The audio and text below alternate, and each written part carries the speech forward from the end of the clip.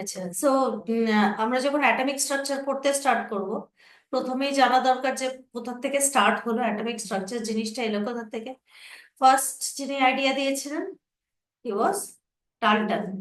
Dalton said that atoms are the smallest particle of an element and atoms are indestructible and indivisible also.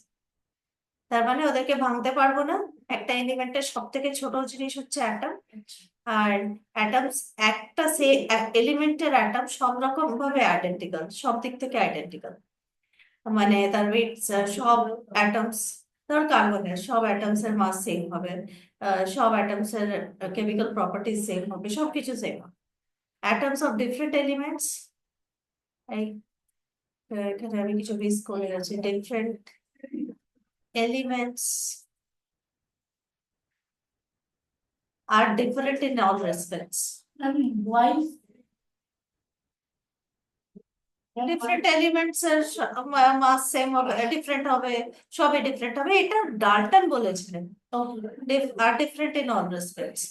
And শুধু এই last একটা correct, because atom simple whole number রেশিওতেই combine করেন কারণ compound compound form করার জন্য। ঠিক আছে, এবার আমরা Dalton's atomic theory recording, modern atomic থিওরিতে কি কি চেঞ্জেস আছে সেগুলো দেখি। Smallest particle of elements ঠিক আছে, কিন্তু but they are divisible. This is wrong. Atoms are divisible and we can destroy atom also.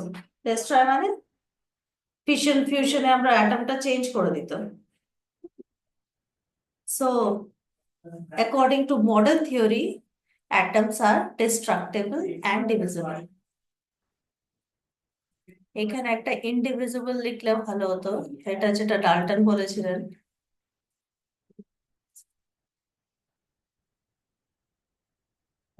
But now we know that they are divisible. এটা মডার্ন থিওরি হিসেবে বলা হচ্ছে মডার্ন থিওরি।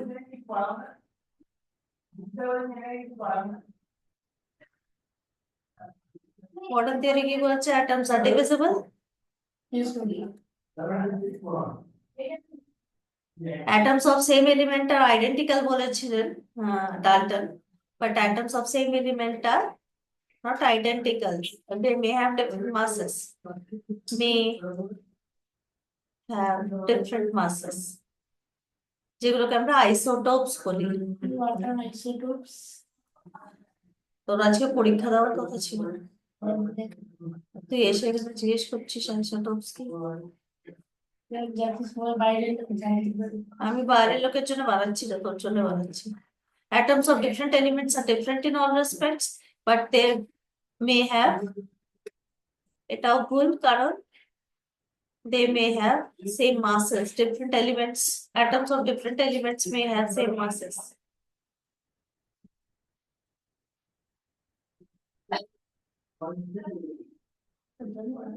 তাদেরকে কি বলা হয়? ডিফারেন্ট এলিমেন্টস এর যাদের মাসেস সেম হয়,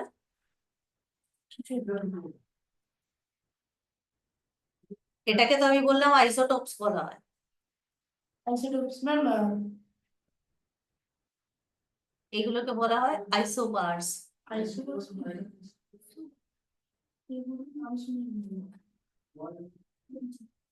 আচ্ছা, আমি যে ক্লাসে নোটস গুলো লেখা বেকার বেকারই লেখা, সব রেকর্ড হচ্ছে, রেকর্ড হচ্ছে। Atoms combine in simple whole number ratio. This was correct. এই একটা জিনিস correct ছিল। Okay, so now we know modern theory and compare. We can compare it with Dalton's atomic theory. Though Dalton's atomic theory তে সবকিছু মোটামুটি ভুল ছিল, but still ওটা ফার্স্ট অ্যাটেম্প্ট বলে আমরা ওটাকে করব। Okay.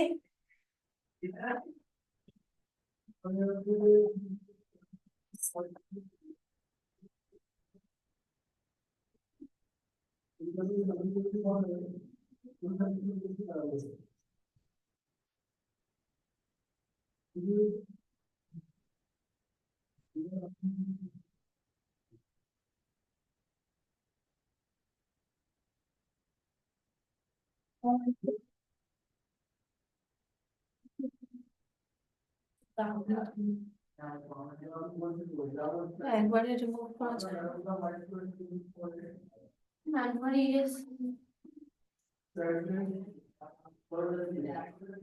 এখানে সিলেকশন হয় আমি জানি না।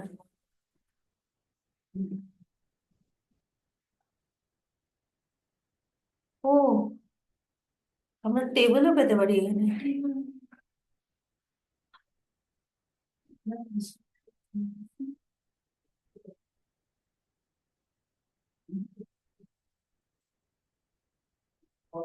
যাচ্ছে না তো, এটা কি?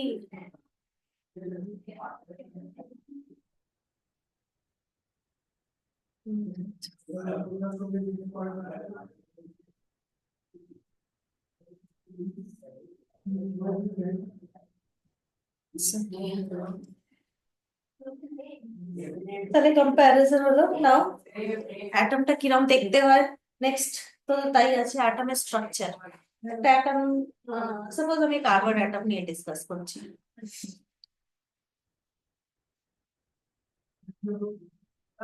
অ্যাটমের সেন্টারে একটা নিউক্লিয়াস হয়, সেটা ভালো সার্কেল হলে ভালো হতো না?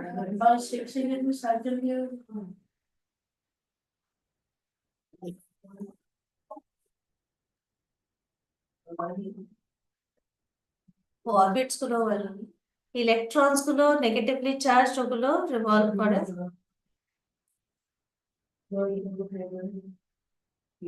Circular orbits.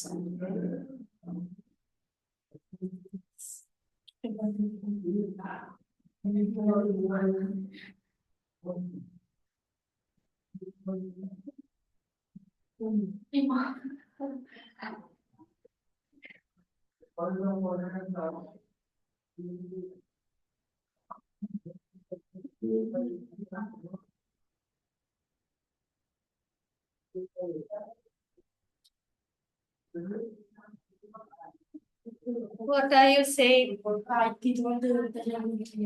আমি বলছি, বললাম।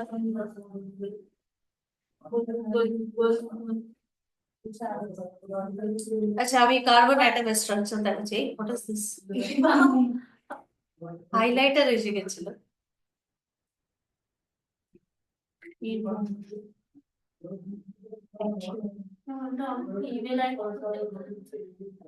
হ্যাঁ, এইটা সার্কেল গুলো কালার গুলো দিলে ইমেল আই হয়ে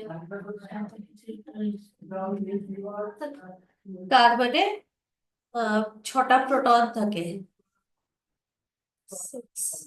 6 protons and 6 neutrons। এটাকে বলে নিউক্লিয়াস।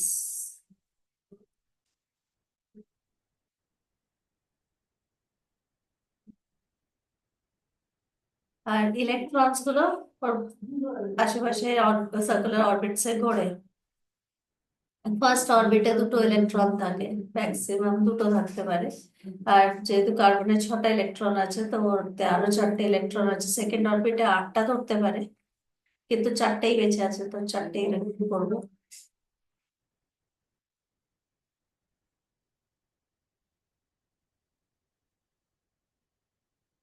তো এটা হলো একটা অ্যাটমের স্ট্রাকচার। তাহলে অ্যাটমে কি কি আছে? এগুলো হচ্ছে ইলেকট্রনস,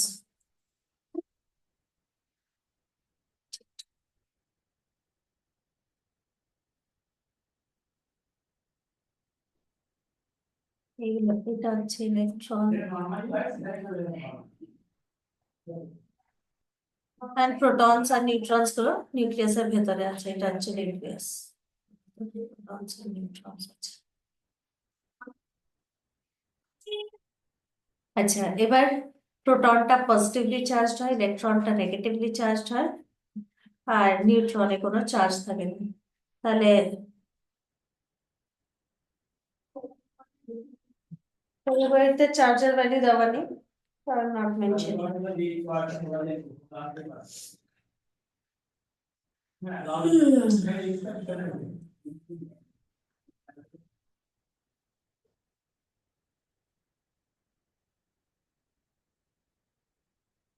ও, আমরা তো টেবিল নিতে পারি। কোথায় যেন টেবিলটা পেলাম? না, মোড়ে গিয়ে table.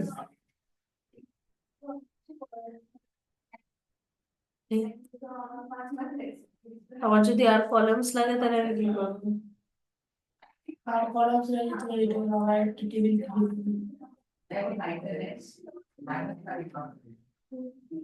This is how we can do. যত বেশি হয়ে গেল। যা মোটা হয়ে ডিলিট করে দেবো। হ্যাঁ, এটা অ্যাড হয়েই যাচ্ছে। ঠিক আছে একটা করবো না, প্রোটন নিউট্রন ইলেকট্রন, আর এদিকে একটা চাই। সাইডে বাড়াবে, সাইডে বাড়াবে।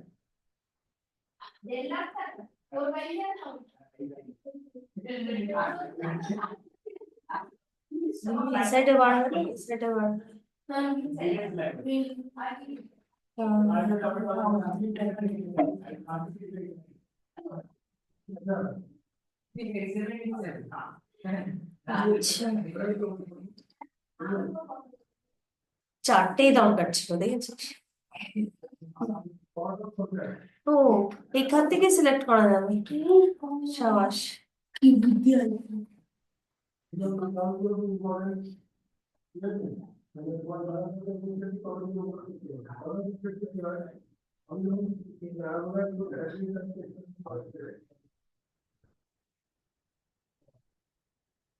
চারটে, তিনটে, 4 × 3। কি, কোথায় গিয়ে ড্র হয়ে গেল? সরিয়ে আনা সম্ভব? একদম। এক্সপেরিমেন্ট হচ্ছে আমার। আচ্ছা, এটাতে লিখবো চার্জ, এটা মাস। অ্যাকচুয়াল মাসেস এন্ড চার্জেস তোদের এখন দরকার নেই, যেটুকুনি দরকার আমি সেটাই বলছি। খালি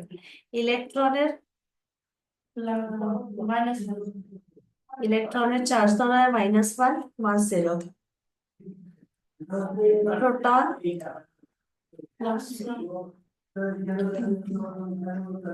+1, এটা 1। আর নিউট্রন চার্জ 0 মাস চার্জ 0, মাস 1। ওকে, আন্ডারস্ট্যান্ড?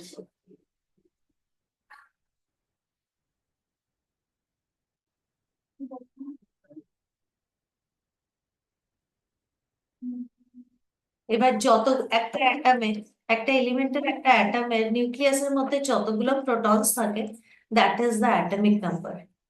ওকে, আচ্ছা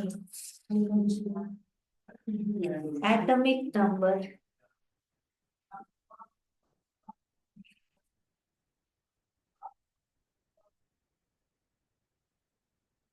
এটাকে জেড দিয়ে রিপ্রেজেন্ট করা হয়, it's equal to number of protons. ও হ্যাঁ protons This is also equal to number of electrons in an uncharged atom. কিন্তু ইলেকট্রনস অনেক সময় বেশিরভাগ কেসেসে লুজ করতে পারে, গেইন করতে পারে, তাই জন্য আমরা ইলেকট্রনস দিয়ে বলি না। একটা অ্যাটম যদি আনচার্জ থাকে তাহলে প্রোটনস ইলেকট্রন সেম থাকে, তখন আমরা ওটা আমরা বলতে পারি যে atomic number is equal to number of electrons in an uncharged atom. But আমরা প্রোটনস বললে অত সব বলতেই হবে না। ওকে, অ্যান্ড মাস নাম্বার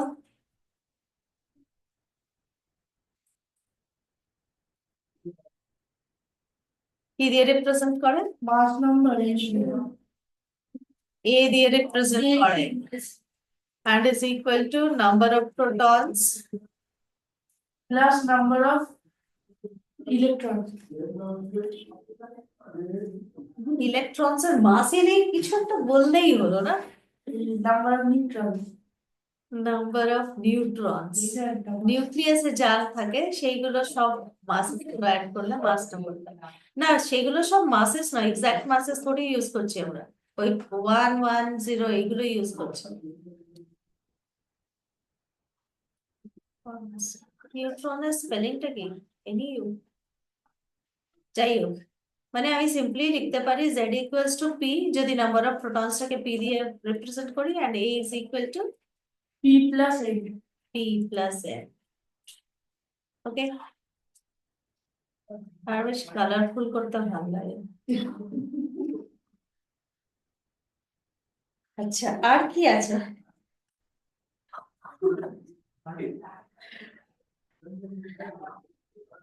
উত্তেজন হচ্ছে।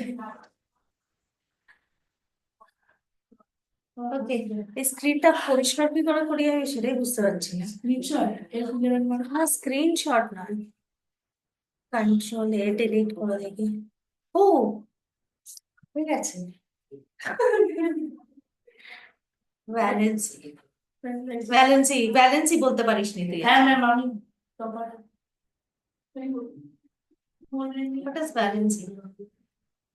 এমনিতে শর্টে বলা হয় কম্বাইনিং ক্যাপাসিটি। ও কম্বাইনিং ক্যাপাসিটি।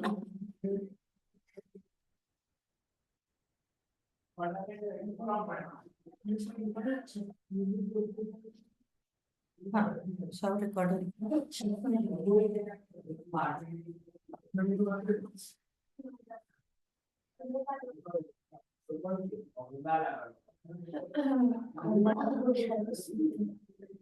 অ্যাকচুয়ালি কিন্তু এই ডেফিনেশনটা খুব একটা ক্লিয়ার নয়, তাই জন্য আমি যে ডেফিনেশনটা বলি সেটা হচ্ছে it is the number of electrons combine কিভাবে করে কোনো একটা, কাউকে ইলেকট্রন দেয়, ইলেকট্রন দেয় নালে না গেইন করে না লুজ করে। গেইন করে, লুজ করে বা শেয়ার করে, যে কোনো কেসেসে নাম্বার অফ ইলেকট্রনস এর উপরই ডিপেন্ড করছে। তো it is the number of electrons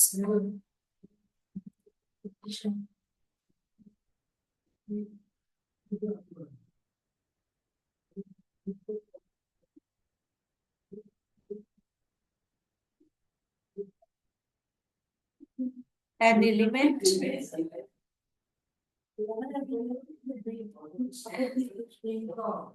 can gain or lose or share. or share. That is the combining capacity.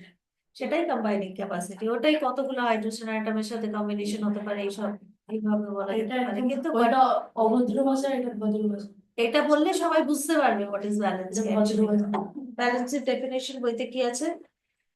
Number of hydrogen atoms which can combine with the with one atom of the element. তো আমার মনে হয় সব থেকে best এটাই, electrons কতগুলো gain করতে পারে বা লুজ করতে পারে।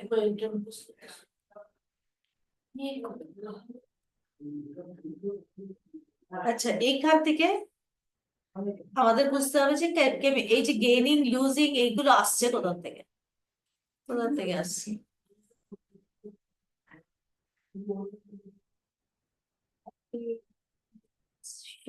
এগুলো আসছে কোথা? তো আমি আরেকটু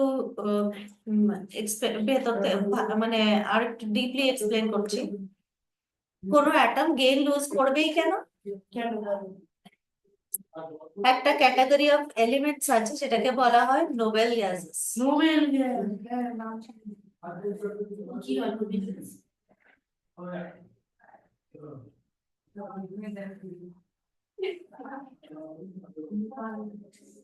পিরিয়ডিক টেবিলের একদম 18th গ্রুপটা হচ্ছে নোবেল গ্যাসেস। স্যার নোবেল শ্রেণী এলি নোবেল। নোবেল গ্যাসেস এটাই স্পেলিং। না না না একদম 100% গ্যারান্টি দিতে পারবো। 500 টাকা বাইরে কোথায় লেখা আছে তাহলে? দেখাচ্ছি ম্যাম। 500 টাকা পাঠিয়ে দিয়েছি। এটা কি নোবেল প্রাইজের নোবেল হয়ে গেছে? নোবেল গ্যাসই হয়ে গেছে।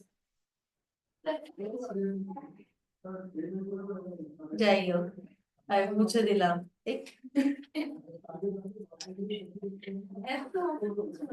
দেখ দেখ তাড়াতাড়ি। বই 10 কোটি টাকার। ঠিক আছে, আমি তোদের মতো হ্যাঁ এলিমেন্ট নাম্বার নিশ্চয়ই থাকবে। জলদি খোল। ওকে, এটা নোবেল গ্যাস, ভদ্র গ্যাস। হ্যাঁ 1000 টাকা 500 না। কি নোবেল স্পেলিং বলার জন্য তোদেরকে 500 1000 টাকা দিতে হবে? ওরে বাবারে, আমি তো ফতুর হয়ে গেলাম। আচ্ছা এদিকে দেখ, নোবেল গ্যাসেস হচ্ছে ওদের নোবেল বলা কেন হয়? ওরা কারোর সাথে রিয়াক্ট করে না, ভদ্র।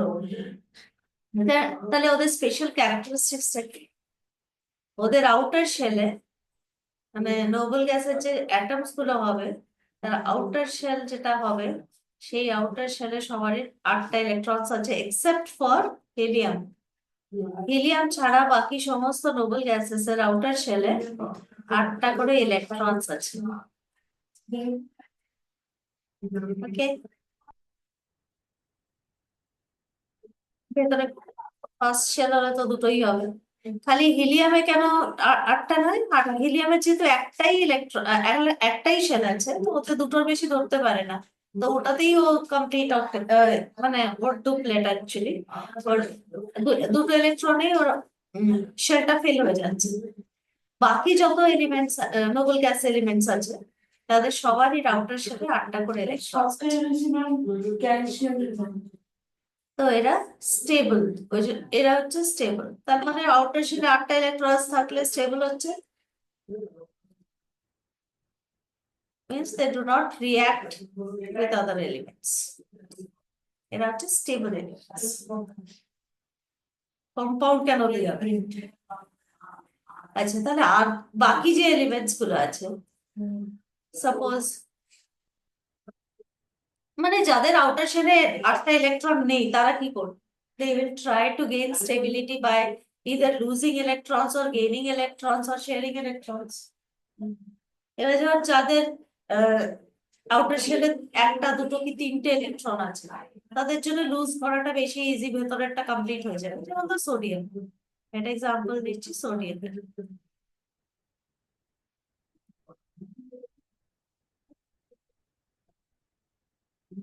Atomic number is equal to number of protons, তার মানে কতগুলো ইলেকট্রন থাকবে।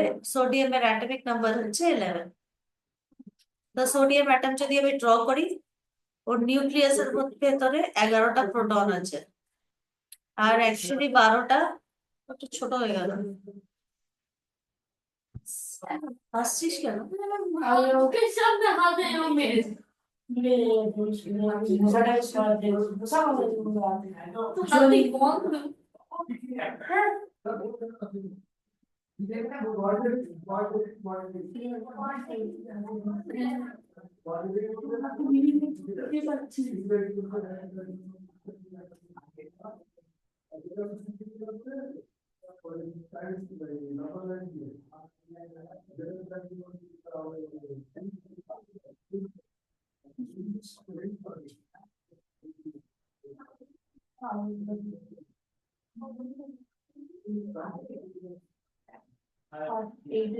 সোডিয়ামের অ্যাটমিক নাম্বার কি বললাম? Z is equal two 11।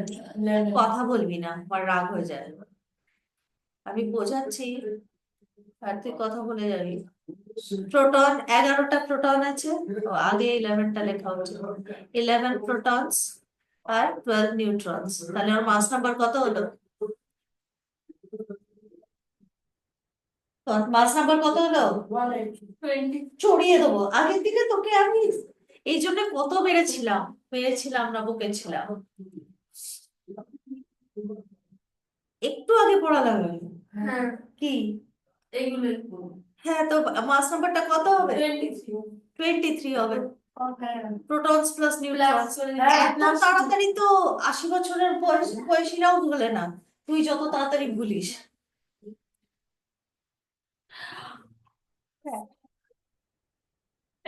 মাসিমা এসেছে, মাসিমা স্যার দাঁড়িয়ে, স্যার মাসিমা এসেছে। স্যার উঠে স্যার উঠে হ্যালো, সেই দেখো স্যার কেমন স্যার। আরে আরে, রেকর্ডিং চলছে, চলে আয় চলে আয়। স্যার ভালো আছে? একটু ঘুমিয়ে এসেছে। হাইলাইটার দিয়ে ইলেকট্রন গুলো আর ভালো হবে না?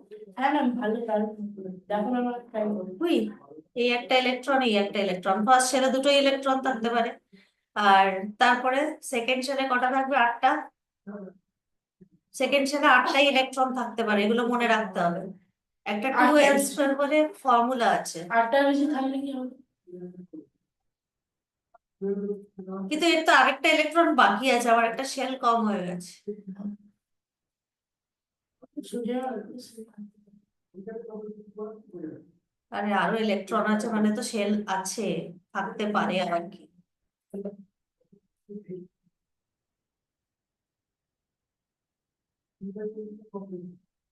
সেটাতে কটা থাকবে? 10টা হয়ে গেছে না? 10টা আর আর একটা হলেই 11টা হয়ে যাবে, বিকজ অ্যাটমিক নাম্বার যদি 11 হয় তাহলে ইলেকট্রনস 11টাই হবে। এবার তাহলে এ এ কি করতে চাইবে? এর জন্য 7টা ইলেকট্রনস জোগাড় করা খুব মুশকিল। হ্যাঁ, হ্যাঁ, তো এবারে কোথায় এটা ভিক্ষে করে তোমার বেড়াবে, কেউ ওকে ভিক্ষে দেবে লুজ না। করে দেবে ওটা। তাই জন্য ও কি করবে, স্টেবিলিটি গেইন করার জন্য এইটাকে লুজ করে দিতে চাইবে। এটা লুজ করে দিলে কি হবে? সোডিয়ামের সিম্বল কি রে? সোডিয়াম এনএ ধর এই ইলেকট্রনটাও লুজ করে দিল, তাহলে কিন্তু ওর প্রোটন তো কমলো না, ইলেকট্রন একটা কমে গেল, এবার প্রোটনস গুলো Stable হয়ে পজিটিভলি যাবে। চার্জড। তাহলে এটা একটা ইলেকট্রন লুজ করে দিলে এটা পজিটিভলি চার্জ হয়ে যাবে, কারণ একটা প্রোটন বেশি হয়ে হ্যাঁ যাবে। না, ইলেকট্রন গেইন করলে তাহলে নেগেটিভ এটা হয় আর কি হবে? ইলেকট্রন লুজ করলে পজিটিভ হয়ে যাবে। তাহলে এটা এর এনএ ওয়ান প্লাস হবে। Plus 1 plus. এবার বুঝেছিস কেন পজিটিভ হয়? আচ্ছা, এ নয় লুজ করলো, তাহলে কাউকে তো নিতে হবে। আরে ইলেকট্রনটা এমনি এমনি তো লুজ করতে পারবে না, কেউ নেওয়ার লোক থাকলে তবে লুজ করতে পারবে। কি হতে পারে বল? ক্লোরিন নেওয়াটা ইজিয়ার হবে, আমি ক্লোরিনই নিচ্ছি, কারণ এটা ক্লোরিন অ্যাটম নেই। ও আগে আগেই অ্যাটমটা এঁকে নিই।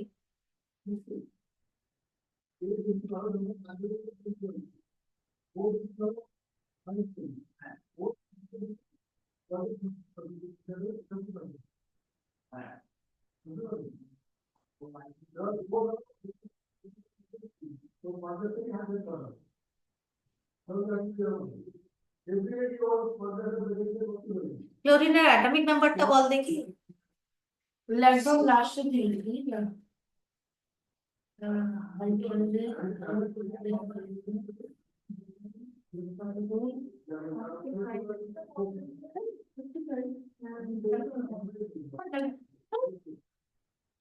অ্যাটমিক নাম্বার বলেছি, মাস নাম্বার বলিনি। মাস নাম্বারটা মাস নাম্বারটা 70। তো 17টা প্রোটন থাকবে তাহলে, হ্যাঁ ম্যাম, ফার্স্ট 17 প্রোটনস। আর 35 হলে কত ইলেকট্রন, কত নিউট্রনস হচ্ছে? 18। 18টা নিউট্রনস। বেশি হবে। ওরকম কোনো নিয়ম নেই কিন্তু। এবার আমি আমার ইলেকট্রনের জন্য হাইলাইটার করে নিই। ফার্স্ট শেলে 2টো ইলেকট্রন, দুটো, তারপরে সেকেন্ড শেলে 8টা ইলেকট্রন, 8টা, একটা আরে দুটো 10 আর তিনটে সামনে গেলে চারটে 7টা। 5টা 6টা 7টা 8টা। এটা 6টা থাকতো, একটা নিয়ে নেওয়ার পর 7টা হয়ে যাচ্ছে। আর 6টা থাকতো। হ্যাঁ, ইলেকট্রন নিয়ে নিচ্ছে তো একটা চুপ কর, একদম মাথায় কোনো বুদ্ধি নেই নাকি? 17টা হলো কোথায়? 2+8 হয়েছে সবে, 2+8 কত হয়? 10 প্লাস আউট একদম বাইরে 10 হলো। 7টা থাকবে। তাহলে আউটার সাথে আরো 7টা থাকবে। 1 2 3 4 5 6 7। 8 এইবারে কি হবে? 10 সোডিয়ামের ইলেকট্রনটা ক্লোরিন নিয়ে নেবে, দিয়ে তোমার 8 দিয়ে আউটার শেলে 8টা ইলেকট্রন হয়ে যাবে। আর ক্লোরিনটা নেগেটিভলি চার্জ হয়ে যাবে, বিকজ ওর প্রোটনস এর থেকে One একটা minus. ইলেকট্রন বেশি হয়ে যাবে। এবারে কি হবে? এও স্টেবল হয়ে গেল, এও স্টেবল হয়ে গেল, কিন্তু এরা চার্জড হয়ে গেল, and that too opposite charged, oppositely charged। তার মানে they will attract each other।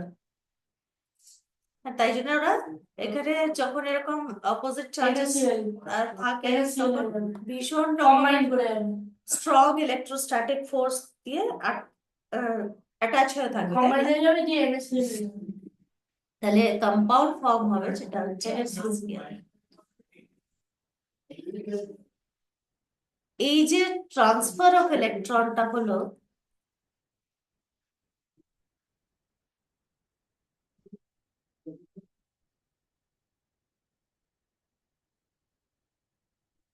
তার জন্য বন্ডিংটা হলো এরকম, বন্ডিং কে আমরা বলি আয়নিক বন্ডিং।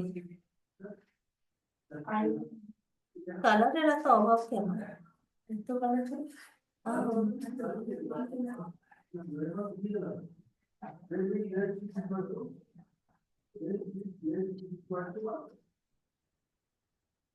এটা হয়ে গেল আয়নিক বন্ডিং।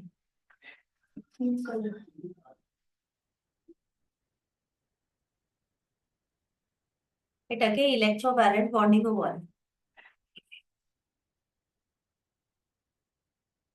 এটা কি? Bonding by transfer of electron. এটাতে সবসময় চার্জড পার্টিকেলস তৈরি হবে, আর এই চার্জ পার্টিকেলস গুলো স্ট্রং ইলেকট্রোস্ট্যাটিক ফোর্স দিয়ে বাইন্ড হয়ে থাকবে। এখানে কখনো একটা মলিকিউল ফর্ম হয় না, প্রত্যেকটা পজিটিভলি চার্জড সোডিয়াম অ্যাটমকে সব দিক থেকে ক্লোরিন অ্যাটমস ঘিরে থাকবে, আয়ন্স ঘিরে থাকবে, আর ক্লোরিন আয়ন্সকে সোডিয়াম আয়ন্স ঘিরে থাকবে। ওকে,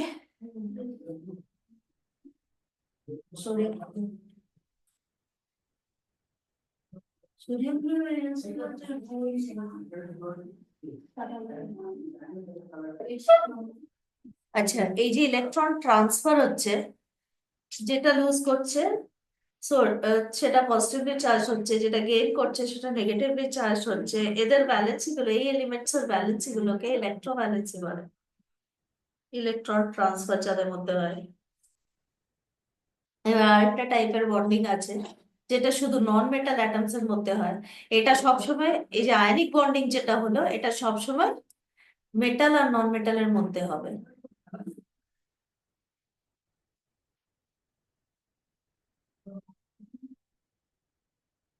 Transfer of electrons by ionic bonding takes place between metals and non-metals.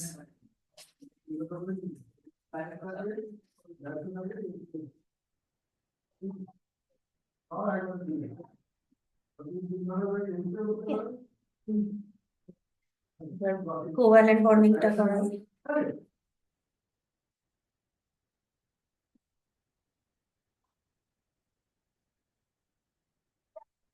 The next type of bonding by sharing, এটাকে বলে কোভ্যালেন্ট বন্ডিং। আর যখন কোভ্যালেন্ট বন্ডিং হয় তখন আমরা কোভ্যালেন্সি বলি, ভ্যালেন্সিটাকে।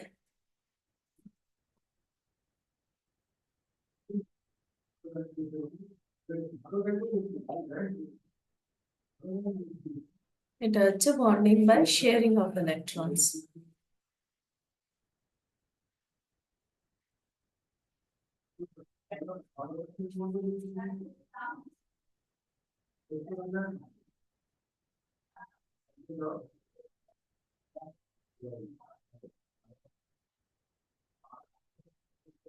ওকে, কোন এলিমেন্ট বল, যেমন হাইড্রোজেনের বা কোন অক্সিজেনের বানাচ্ছি, অক্সিজেনের অ্যাটমিক নাম্বার কত? 8। তার মানে ফার্স্ট শেলে দুটো আর সেকেন্ড শেলে 6টা। 4টে কি করে হবে? তো 8টা হলো হলো কোথায়?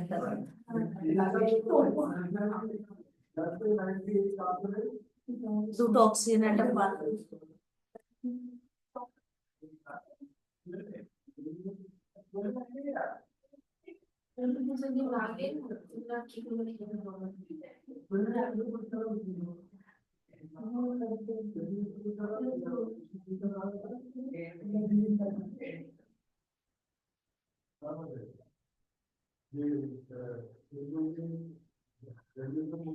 তাহলে অক্সিজেনের কটা প্রোটন? 8টা। এর 8টাই নিউট্রন, তাই জন্য ওর মাস নাম্বার 16।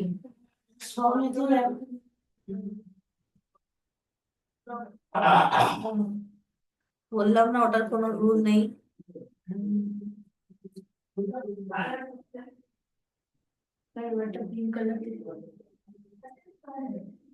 ইলেকট্রনের কালার আমি চেঞ্জ করলাম না। ফার্স্ট শেলে দুটো, আউটার শেলে ছটা। ছটা। এক, দুই, তিন, চার, পাঁচ, ছয়। এক, দুই, তিন, চার, পাঁচ, ছয়। তাহলে দুটো কম আছে তো। হ্যাঁ। এবারে কিভাবে বন্ডিংটা হবে? শেয়ার করবে। শেয়ার কি করে করবে? এর দুটো ইলেকট্রন দরকার, এর দুটো ইলেকট্রন দরকার, ও এর থেকে দুটো ইলেকট্রন শেয়ার করবে। ওরও দুটো ইলেকট্রন দরকার, ও দুটো ইলেকট্রন শেয়ার। আর দুজনেই মানে মানে লুজও করছে গেমও করছে। না, নিজের গুলোও শেয়ার করছে, ওর গুলোও শেয়ার, অন্যটা শেয়ার করছে। তার মানে এখানে যেটা হচ্ছে, কোভ্যালেন্ট। একটা অক্সিজেনের দুটো ইলেকট্রনস শেয়ার হচ্ছে, আর বাকি অক্সিজেনের ব্যালেন্স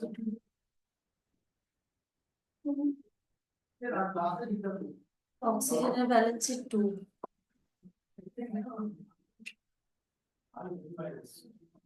মেটালস এর কেসে যাদের কম ইলেকট্রনস থাকে, তাদের নাম্বার অফ ইলেকট্রনস আউটার শেলে যটা আছে সেটাই ব্যালেন্সই হয়। নন মেটালস এর কেসে এদের ইলেকট্রনস বেশি থাকে, এদের 8 minus number of electrons in outer shell, ব্যালেন্সই হয় জেনারেলি। হ্যাঁ, 8 - 6 এই অক্সিজেনের ব্যালেন্সই 2, মানে এখানে দুটো কনফার্ম হয়েছে। ফর্মুলা এরকম করে দেখাতে পারি।